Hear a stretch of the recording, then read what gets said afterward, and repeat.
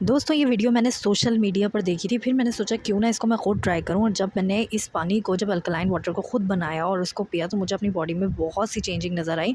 अगर आप बहुत ज़्यादा बीमार रहते हैं या बहुत ज़्यादा मेडिकेशंस का इस्तेमाल करते हैं, तो आप इस पानी का फ़ौरी तौर पर इस्तेमाल शुरू कर दें। इसमें आपने जस्ट चंद स्लाइसेस आपने खीरे के ले लेने हैं और उसके अंदर धनिया पुदीने की कुछ पत्तियाँ डाल लेनी हैं।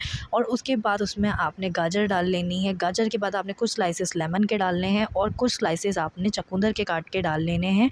उसके अंदर आप घर पे नॉर्मल पानी को बॉईल करें और वो पानी ऐड कर लें। 1 से 1.5 लीटर की पानी की बोतल ले लें। ओवरनाइट के लिए उसको आप फ्रिज में रख दें और दूसरे दिन आप उस पानी को पूरा ख़त्म करें। बहुत ही ज़बरदस्त अल्कलाइन वाटर है जो कि आप इजीली घर पे बना सकते हैं।